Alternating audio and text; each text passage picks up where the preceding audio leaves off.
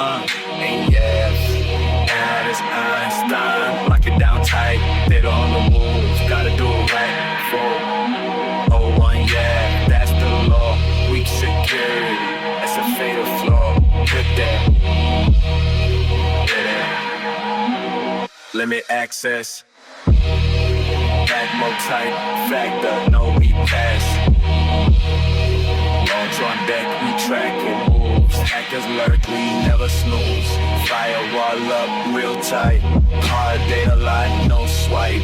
Risk too high, no dice. Come clear, pay that price. We tracking hackers just like the fuzz, cause those are losers and just not like us.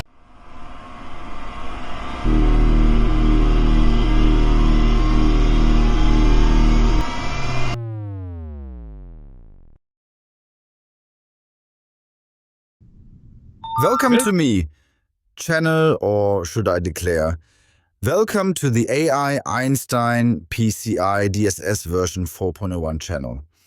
In learning PCI DSS, I realized that it may be challenging to understand. The AI-Einstein channel is designed to break down PCI DSS 4.01 regulations into layman's terms so that even the novice can understand its complexities. Here is this week's episode topic. Deciding on defined or customized security for the card data environment, or CDE, and the introduction to requirement number 1. Some of you may not fully understand me with my German accent, so I will play an American voice so that you will understand and learn the PCI DSS regulations with ease. Just a sec, please. If you're a business or work for a company that handles credit card payments, understanding PCI DSS is essential. In this video, we'll walk through everything you need to know in a simple, practical way. In a world where digital transactions power everyday business, one standard governs how we keep customer payment data safe, and that is compliance with PCI DSS standards, but there are two main paths to determine: the defined standard path or the customized path. Which one is right for you or your company? Let's discuss defined versus customized approaches. To comply with PCI DSS, there are two main paths: the defined approach and the customized approach. The defined approach is like following a recipe. For example, each control is clearly listed, such as install firewalls, or use complex passwords, or restrict access. You follow the checklist. There is no deviation from the rule. You strictly comply with the written regulation. There are pros and cons to the defined approach. The pros: straightforward. Clear instructions make implementation easier, especially for small or mid-sized organizations.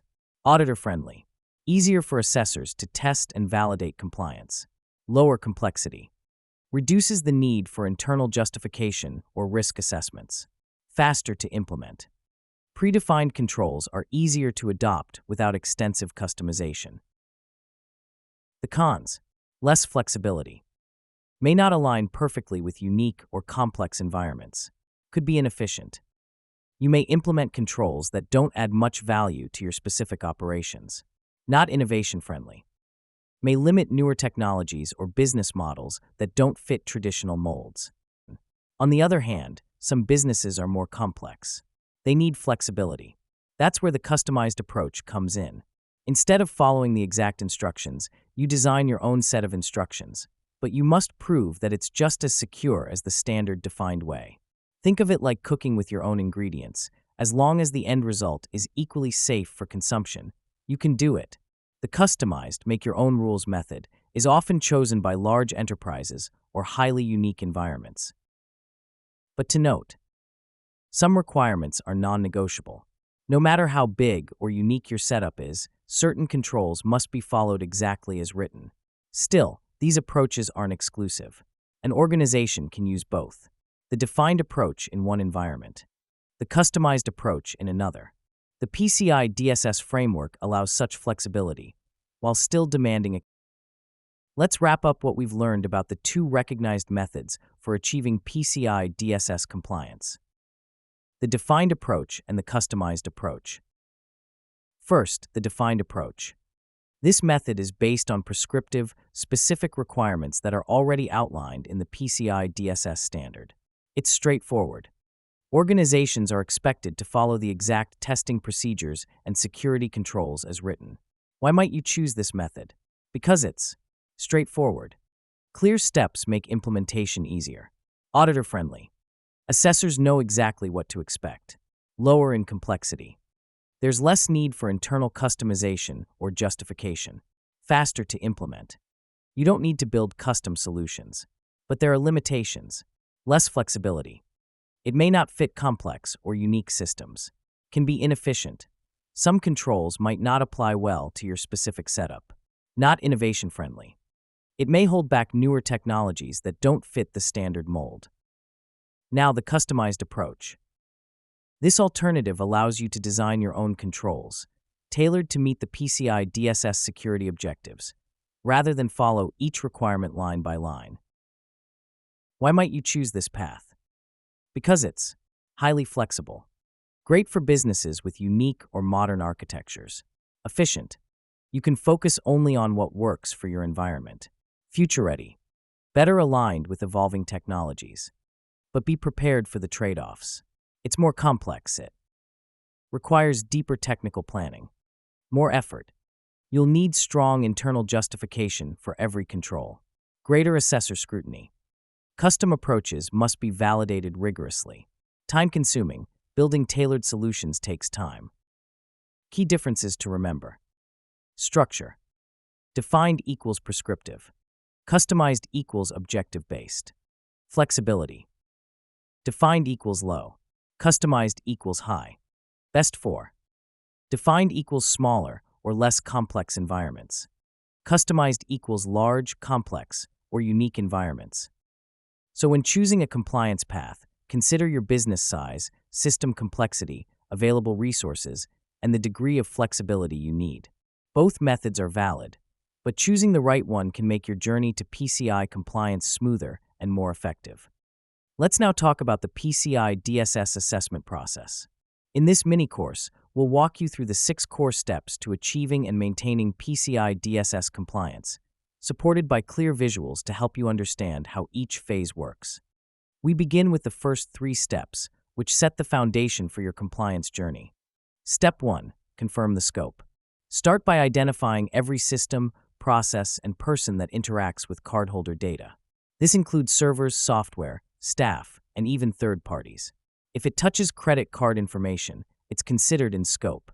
This is essential. Getting the scope wrong can lead to major compliance failures later. Step 2. Perform the assessment. Once the scope is confirmed, you move on to testing. Here, every applicable PCI DSS requirement must be examined. Do you have the necessary security controls in place? Are they functioning as expected? This isn't just a checklist, it's a full validation of your current defenses. Step 3. Complete the report. Now that the assessment is done, it's time to document the results. Smaller businesses may complete a self-assessment questionnaire, or SAQ. Larger organizations or high-risk environments require a report on compliance, or ROC as pronounced by novices. Professionals pronounce it as ROC. This document is typically prepared by a QSA or qualified security assessor. This report becomes the official record of your compliance state. With the assessment phase complete, we move into the formalization and submission of your compliance status. Step 4. Attestation of compliance. Every organization must submit an attestation of compliance, or AOC. This is a signed declaration confirming that you meet PCI DSS requirements. It's your official statement to partners, banks, and payment processors that you've done the work. Step 5. Submit documentation. Now, submit your ROC or SAQ along with the AOC to your acquiring bank, card brand, or whomever has requested the documents. This step is administrative but critical. Failing to submit on time can impact your ability to process payments. Step 6. Remediation and reassessment. If something didn't pass during your assessment, now's the time to fix it. Implement the necessary changes, then schedule a follow-up review with your assessor. Only when the issue is fully resolved and revalidated can you move forward. And finally, a word of caution. PCI DSS does not accept future promises. A control that's coming soon or almost ready is treated the same as a missing control. Compliance is based on what's in place today. You must prove it's working now, not plan for the next quarter. Thank you for completing this overview of the PCI DSS assessment process. Remember, thorough preparation, complete documentation, and prompt remediation are the keys to staying compliant. Be diligent, be precise, and always ensure your controls are active. Now, let's take a closer look at some of the most common mistakes organizations make when trying to comply with PCI DSS, and more importantly, what you should be doing instead. Mistake 1. Believing you're compliant because your vendor is. This is a major misconception. Just because your service provider is PCI compliant doesn't automatically make you compliant.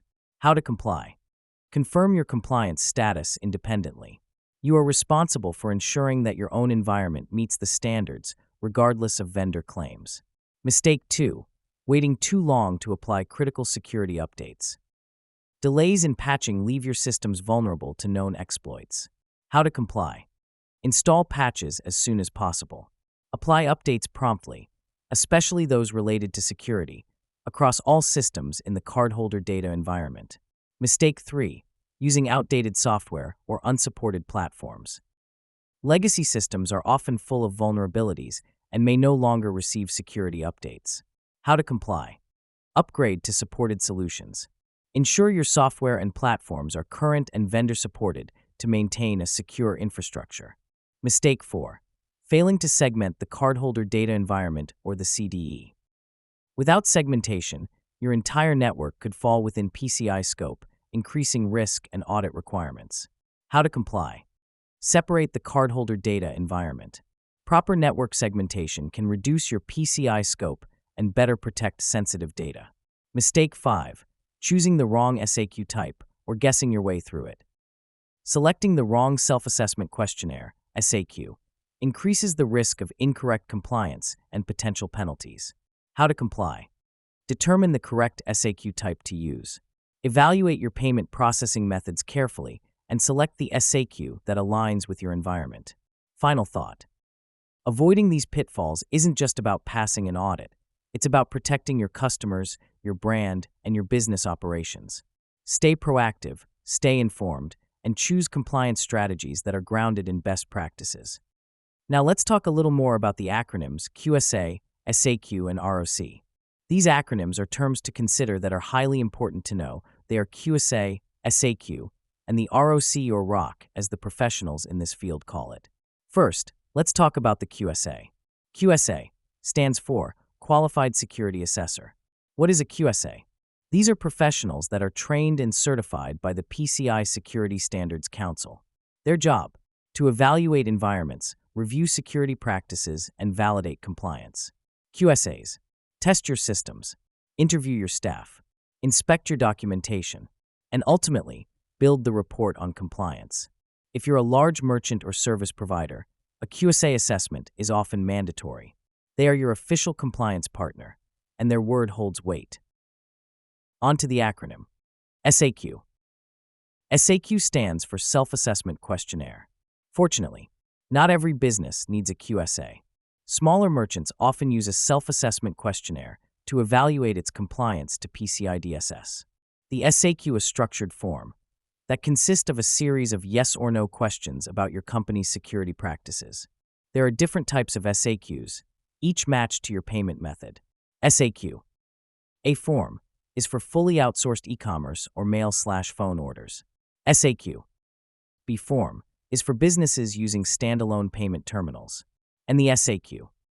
D form is for those storing cardholder data or with complex environments. Choosing the right SAQ is critical.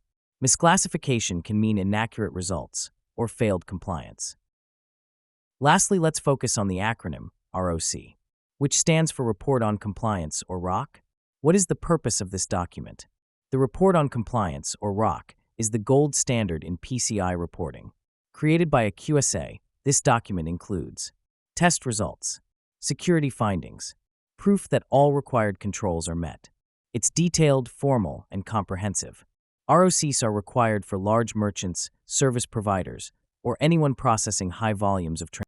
Before we go deep into Requirement 1, Let's go over the glossary terms that are under Requirement 1 so far. Let's understand these terms so that PCI DSS 4.0 1 Requirement 1. Install and maintain network security controls. Will more easily be understood regarding compliance and testing procedures. These terms are essential building blocks for understanding how we protect cardholder data and maintain PCI compliance. Now remember, SAQ, QSA, and ROC were thoroughly covered in our lesson today, so we'll focus on 6 new glossary terms critical to understanding Requirement 1. 1. CDE, Cardholder Data Environment. The CDE refers to the cardholder data environment. This is the heart of PCI DSS. It includes all system components, people, and processes that store, process, or transmit cardholder data or sensitive authentication data. Also, it covers systems that don't directly handle card data but are connected to those that do, because an open door is still an open risk. Why it matters. If a device touches or is linked to the CDE, it must be secured and monitored. Misunderstanding this boundary is a top reason for compliance failure. 2. NSCs, Network Security Controls. NSCs are the firewalls and other technologies that enforce network policies. They control how traffic flows between different parts of the network, either physically or logically segmented. Why it matters. They're your frontline defense. If NSCs are misconfigured, attackers may sneak into your CDE undetected. NSCs must be carefully planned and continuously updated to block unauthorized access. 3. Trusted network. A trusted network is a network within your control. You can manage and enforce PCI DSS requirements on it. This is your safe zone. Why it matters. Only networks you can control and secure should connect to the CDE. Just because something's on your premises doesn't make it trusted. Compliance and control are key. 4. Untrusted network. An untrusted network is the opposite. It's any network that doesn't meet PCI DSS or isn't under your full control. Why it matters. Think of the internet, third-party vendor networks, or even open Wi-Fi. These must be separated from your CDE with firewalls and strict NSCs to prevent breaches. 5. CHD cardholder data. CHD stands for cardholder data, which includes the primary account number or PAN, the 16-digit number on a credit or debit card. It also includes the cardholder's name, expiration date, and that small 3-digit security code on the back. Why it matters. Storing or transmitting CHD without protection is a direct violation of PCI DSS. This data is gold to attackers. Your job is to guard it like treasure. 6. SAD, Sensitive Authentication Data. SAD, or Sensitive Authentication Data, includes data used to verify cardholders during transactions. Magnetic stripe or chip data, CVC/CVV codes, or PINs entered at ATMs and point-of-sale devices. Why it matters. This data is never allowed to be stored after authorization, even if it's encrypted.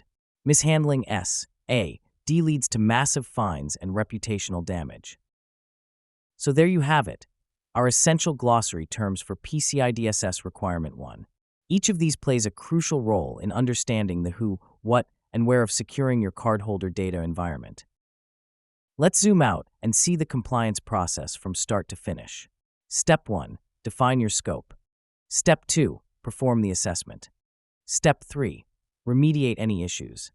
Step 4. Complete and submit your SAQ or ROC. And Step 5. Sign and submit your attestation of compliance. Once all controls are in place and verified, after that, you're compliant. In conclusion to this video, you've now seen what it takes to achieve and maintain PCI DSS compliance. This isn't just a checklist. It's a mindset, a framework for protecting your customers and your brand. Your next steps? Decide, do you need a QSA or can you use an SAQ? Map your environment. Know your data flows. Securitize every layer of your operations to reduce vulnerabilities. Compliance is not a one-time event. It's an ongoing commitment. Remember the example on the first video of Target and Home Depot.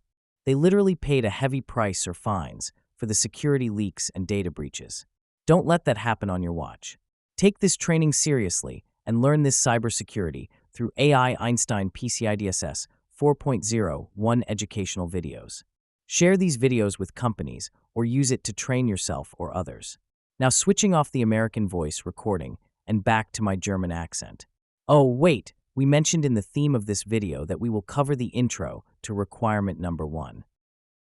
Directly from the PCI DSS rule book, requirement 1.1.1 focuses on the management and maintenance of security policies and operational procedures.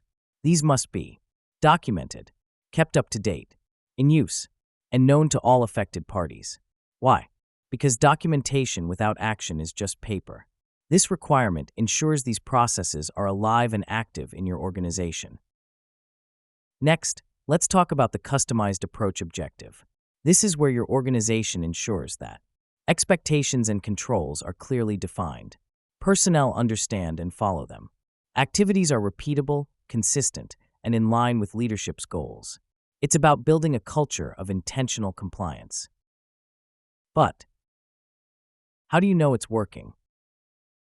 The answer? Through defined approach testing procedures. Examiners will review documentation, interview personnel, to ensure policies are both understood and actively managed. Okay, but what's the purpose behind all this? This is to ensure that your company's security policies and procedures are effectively managed, well documented, maintained, and communicated. This supports consistency and security across all operations. So in the real conclusion to this video, here's a tip on your cybersecurity. Don't wait for an annual review. Update policies and procedures as soon as changes occur, whether that's in tech, processes, or business goals. Staying current means staying compliant. Let's include a couple quick glossary terms. Security policies. These define your organization's security goals and guiding principles. Operational procedures. These procedures provide step-by-step instructions for executing tasks in alignment with security goals. Please like, subscribe, and turn on notifications so you never miss an update on compliance essentials. Thanks for watching, and remember, great cybersecurity starts with great documentation. Now, This concludes this episode of Learning PCI DSS Regulations. Next week, we'll dive even more into the PCI DSS publication of regulations with breakdowns. For an even better learning experience, please support this channel by purchasing t-shirts, liking, and subscribing to this channel. Share with companies and friends who want to learn about PCI DSS 4.01. They will love you for it. This channel is brought to you by CUW Films. Oh, and support my favorite superhero story, Dark Wave Story on the YouTube, a story about an interracial superhero. Check it out and subscribe. Goodbye and stay healthy, my friends.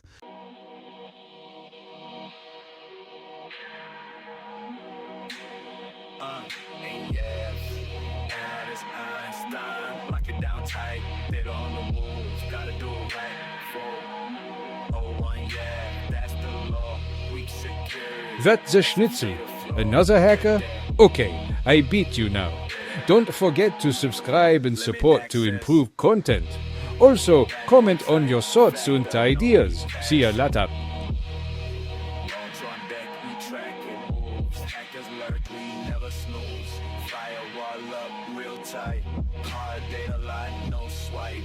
Risk too high, no dice, come clear, pay that price. We tracking hackers just like the fuzz, cause those are losers and just not like us.